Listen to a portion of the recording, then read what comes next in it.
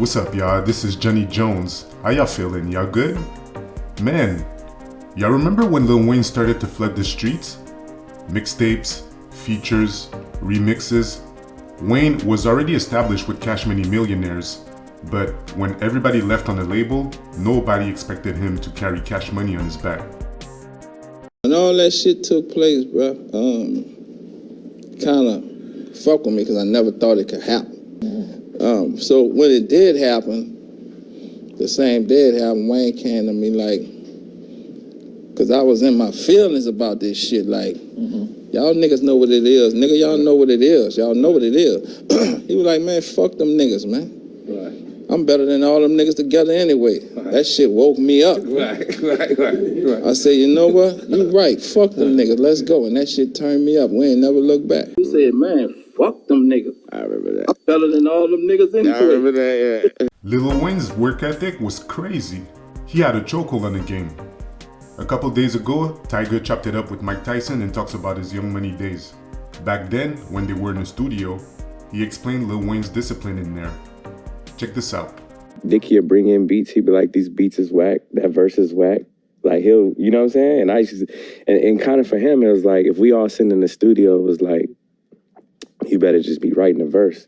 Because he won't say nothing. He'll just play the beat, and then he'll go in there and do the whole song. You'd be like, damn, he just wrote that in his head. Wow. Just sitting there. So, and then he'd be like, you got something? I'm just in the studio just writing, like, while the beat is on. So when he'd be like, yo, you got something? I got something. Oh, wow. Or you're not going to be on the song. So it was a different time, I felt like, how he was doing, but it helped everybody, you know what I'm saying, get to the level they at.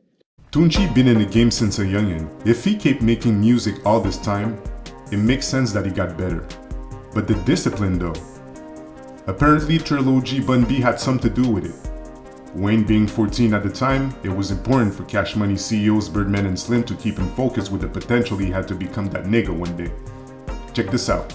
At the least, I would say I did help with the work ethic, right? Mm-hmm. Because Baby knew he had an extremely talented artist in Wayne. Mm-hmm. And his whole thing was, I got to cultivate this talent. I got to put this talent in a position to grow and be as good as, because we looking at him at 14 when he can't curse, and he's easily the best rapper in the room. Yeah.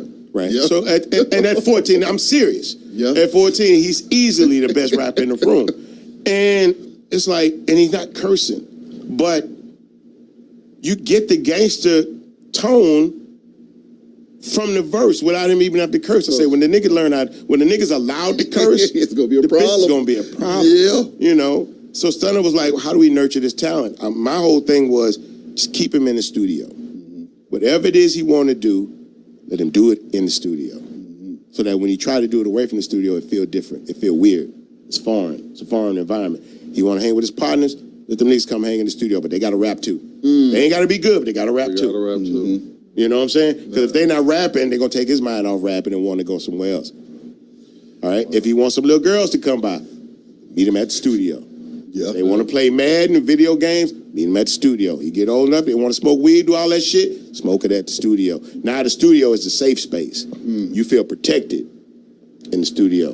You go out in the world, outside the walls, you don't feel the same. Mm-hmm. Go right back. Now, I would argue that's probably one of probably where he goes skateboarding in the studio are two of the most comfortable places in his life. And home now.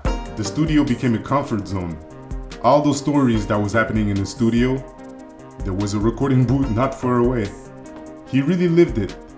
Stunner confirms the play had more to it. Check it out. Now, a few weeks ago, I had Bun on here. He had told me you and him came up with a plan to keep me in the studio all the time.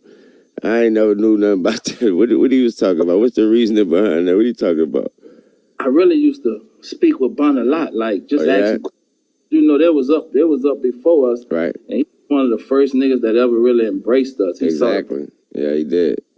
And I just really was trying to really just get myself and y'all out the streets because I know everybody was pecking at the streets. So I just felt like I'm gonna make this gonna be the new streets for us, the studio. This is where we're gonna eat, sleep, shit, everything we're gonna do, we're gonna do it in the studio.